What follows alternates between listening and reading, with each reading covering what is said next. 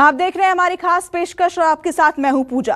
कहा तो तय था कि 48 घंटे में ढूंढ लेंगे कातिल का पता, लेकिन 100 घंटे बाद भी अंधेरे में तीर मार रही है Bihar police. Indigo manager Rupesh के परिवार में कोहराम मचा हुआ है। पटना से छपरा तक चीख चित्कार है। परिजन इंसाफ मांग रहे हैं, लेकिन अब तक आश्वासन के सिवा कुछ भी हासिल नहीं हुआ। रिपोर्ट देखिए।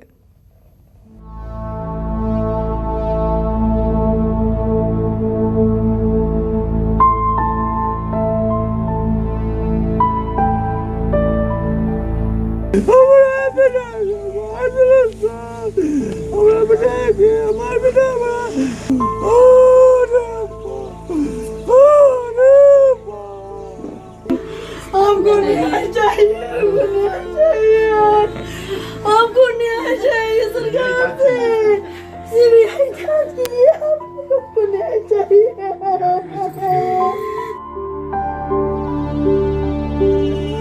आसमान का कलेजा छलनी हो रहा है। पहाड़ जार जार रो रहा है। इस औरत की चित्कार हर किसी को झकझोर रही है। बीते 4 दिन से ये महिला इंसाफ मांग रही है।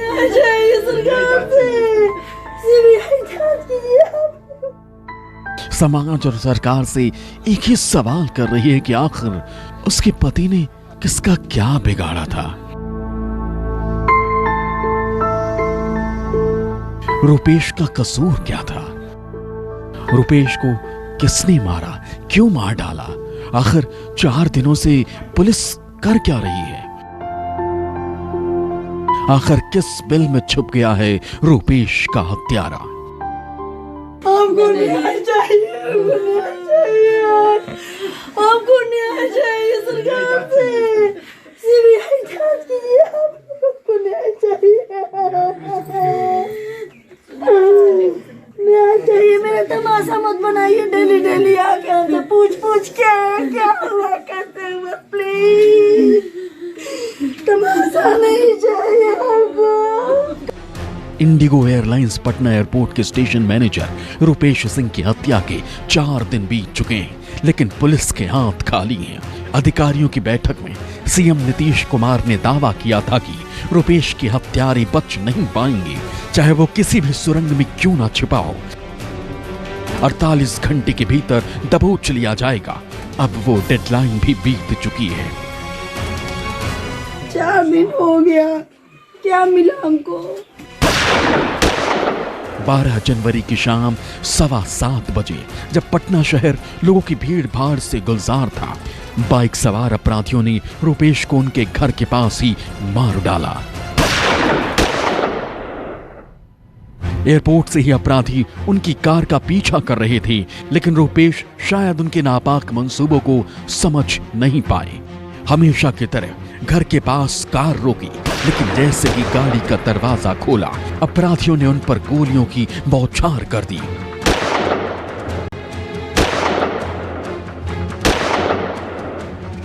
ताबड़तोड़ 6 गोलियों से रुपेश को छलनी कर दिया। जब तक पत्नी नीचे आती, तब तक देर हो चुकी थी। घायल रुपेश को लेकर वो अस्पताल भागी, लेकिन नियति को शायद कुछ और ही मंजूर था। रुपेश नीतू के साथ लौटकर नहीं आ सके।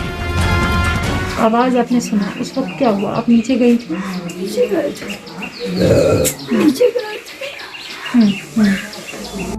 इंडिगो फ्लाइट मैनेजर रुपेश पत्नी और 2 बच्चों के साथ पटना में रहते थे और परिवार के बाकी लोग छपरा के सवरी बख्शी गांव में रहते थे।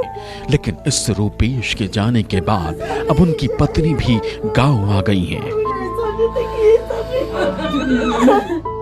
घर में हर कोई ढांढस बंधा रहा है, लेकिन उनकी आंखों के आगे अंधेरा है।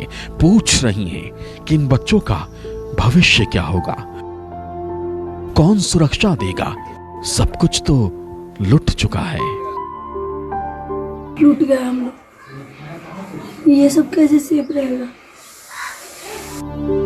चंदन के चटखटी चिताओं में रूपेश का पार्थिव देह पंचतत्व में विलीन हो चुका है। बुधवार को सिमरिया घाट के मुक्तिधाम में उनके अंतिम संस्कार में प्रशासन के आला अधिकारियों के साथ बिहार सरकार के मंत्री मंगल पांडे भी मौजूद रहे और तब से लगातार उनके गांव में नेताओं का आना जारी है। लेकिन रूपेश की पत्नी को अब भी इस बात का मलाल है कि आखिर मुख्यमंत्री महोदय खुद क्यों नहीं आए। आंसुओं से सूख चुकी आंखों का सवाल यही है, क्या सीएम को नहीं आना चाहिए था? नीतीश जी क्यों नहीं आए यहाँ पे? सबके लिए इतना किए हैं, पूरा दुनिया जानता है। न्याय नहीं मिलेगा। देखिए मेरे बच्चा सब क्या करेंगे, कैसे जिएंगे? आना चाहिए कि नहीं? सरकार के सोई है। क्यों सोई सरकार? रूपेश की पत्नी और उनके बच्चों पर टूटा दर्द का पहाड़ उनके परिजनों को सता रहा है। जो महिलाएं कभी नीतीश की तारीफ करती थीं, अब वही कह रही हैं कि बिहार सरकार से उनका भरोसा खत्म हो चुका है। अब सीबीआई ही इंसाफ कर सकती।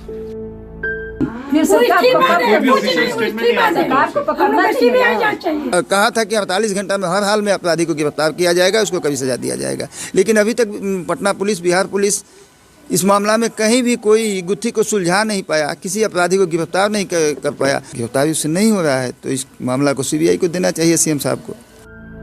पटना में रहने वाले रूपेश अक्सर अपने गांव जलालपुर के सवरी बख्शी जाया करते थे। गरीबों की मदद करते थे, किसी की भी मुसीबत में खड़े हो जाते थे। छठ के दौरान हर साल साड़ियां बांटते, प्रसाद का सामान भी मुफ्त में बांटा करते थे। रूपेश मिलनसार थे, हर दिल अजीज थे। बच्चा हो या बूढ़ा, गांव का हर शख्स रूपेश का कायल था। कुछ नहीं था किसी से, पूरा बिहार को इनका अपना भाई जब मानता था, छोटा भाई।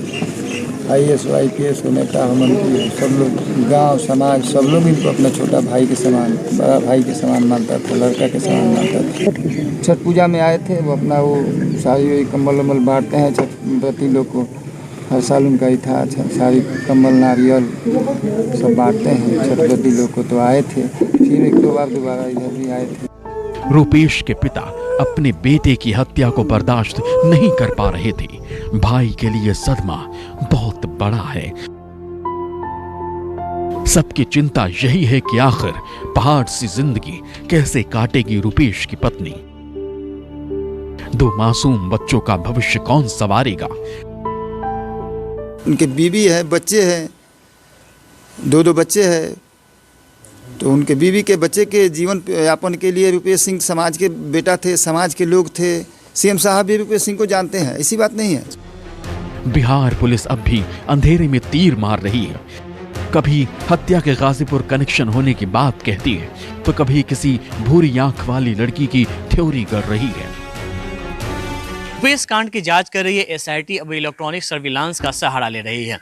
जिस इलाके में रूपेश की हत्या हुई थी वहां पर अब तक 2000 ऐसे नंबर को डंप किया गया है, टावर डंप किया गया है और उनका एनालाइज किया जा रहा है कि उसमें कौन से संदिग्ध नंबर हैं। उसमें एक नंबर गाजीपुर का भी मिला है जो घटना के कुछ देर पहले तक वहां एक्टिव था और उसके बाद उसका लोकेशन हाजीपुर की तरफ गया है। इसके अलावा करीब अभी तक 250 से ज़्यादा लोगों से पूछताछ भी की गई है। इनमें एयरपोर्ट के कर्मचारियों से लेकर उसके इलाके के रहने वाले लोग तक शामिल हैं। छपरा में आम लोग सड़कों पर उतरे हैं, कैंडल मार्च से रूपेश को श्रद्धांजलि दे रहे हैं। अपराधियों की गिरफ्तारी चाह रहे हैं, हत्यारों को फांसी देने की मांग कर रहे हैं।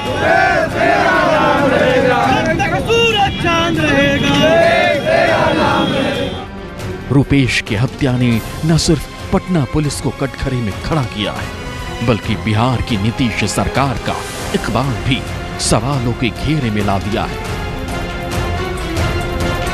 पटना में रूपेश हत्याकांड की गुत्थी को सुलझाने में पटना पुलिस 36 घंटे के बाद भी विफल रही है। अभी तक पुलिस के हाथ कोई ठोस सुराग नहीं लगे हैं। हालांकि कई बिंदुओं पर जांच चल रही है, लेकिन उसमें भी पुलिस के हाथ ये पता नहीं चल पाया है कि इस घटना का मुख्य कारण है। हालांकि सीसीटीवी फुटेज के आधार पर 3 संदिग्धों को डिटेन किया गया है, जिनसे लगातार पूछताछ कर रही है। जबकि इस मामले की जांच के लिए पटना में एसआईटी के अलावा एसटीएफ को भी लगाया गया है और पटना सहित 3 जिलों में लगातार छापेमारी भी चल रही है। कैमरामैन सनी के साथ अमिताभ ओझा, पटना न्यूज़ 24।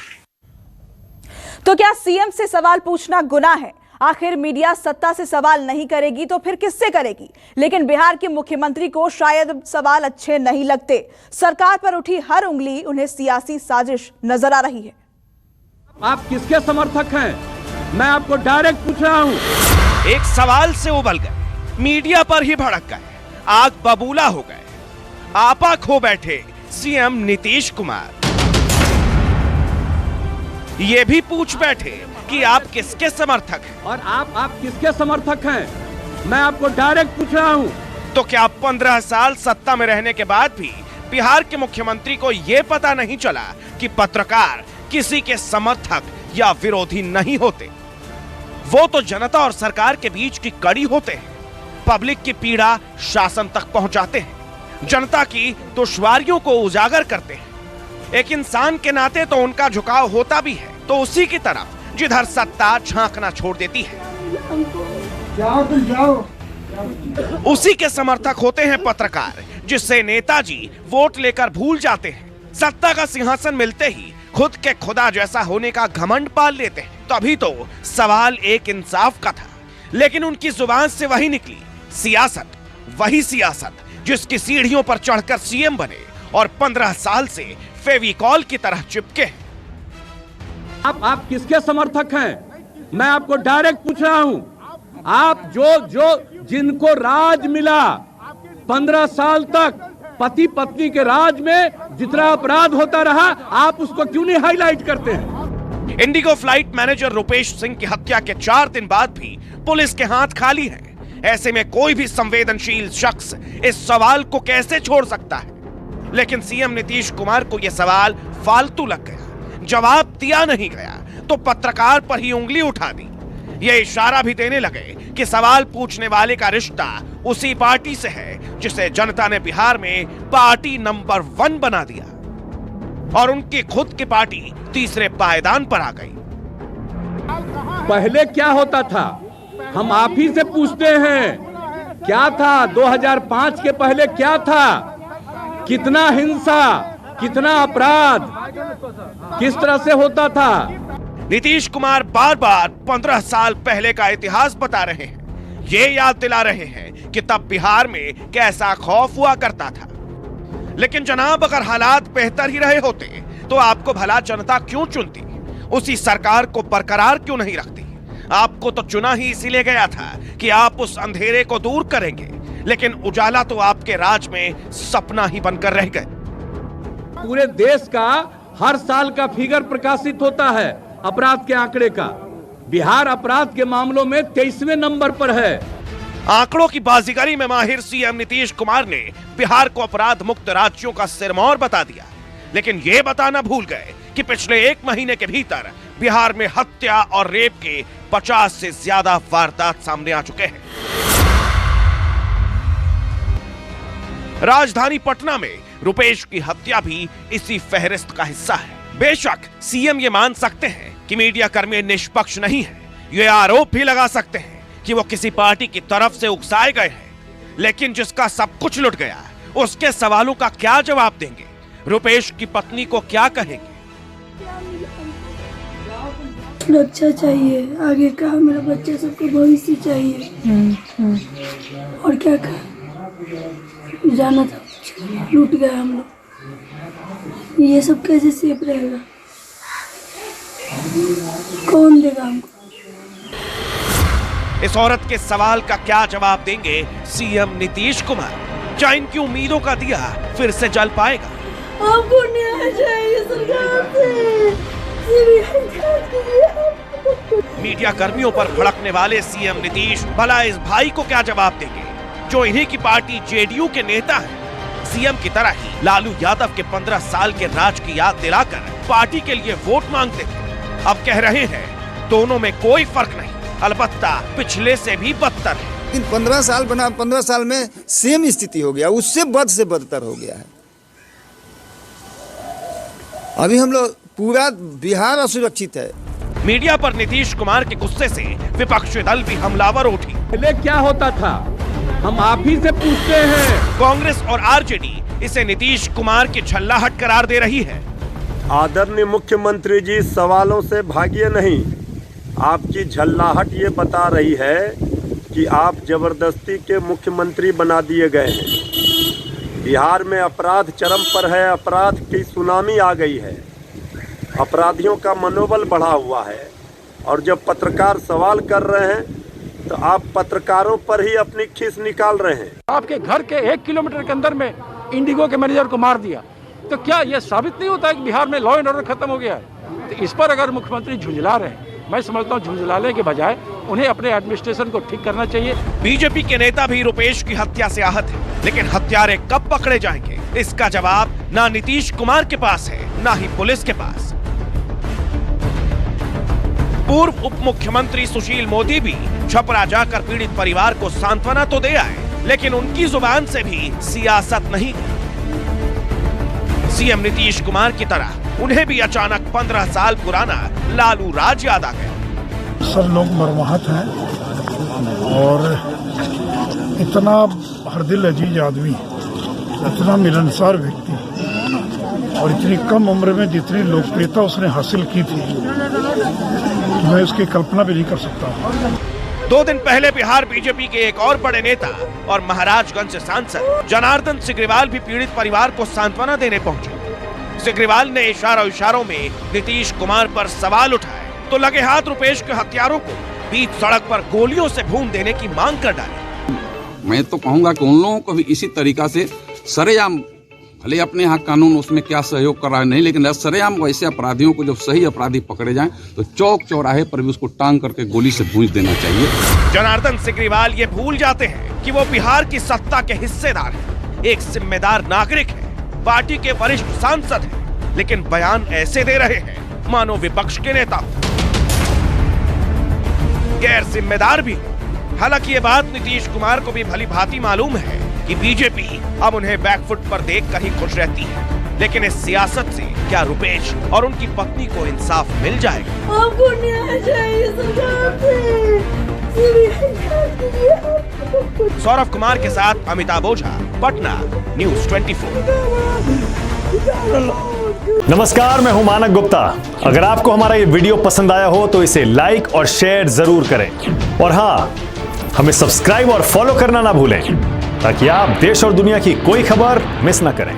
चाहे कोई ब्रेकिंग न्यूज हो या कोरोना वायरस से जुड़ी कोई भी अपडेट, पॉलिटिक्स हो या आपकी जेब से जुड़ी कोई खबर, इलेक्शन की कोई न्यूज हो, कोई कंट्रोवर्सी हो या फिर कोई वायरल वीडियो, सब कुछ मिलेगा न्यूज़ 24 पर। तो जुड़े रहिए हमारे साथ और देखते रहिए न्यूज़ 24।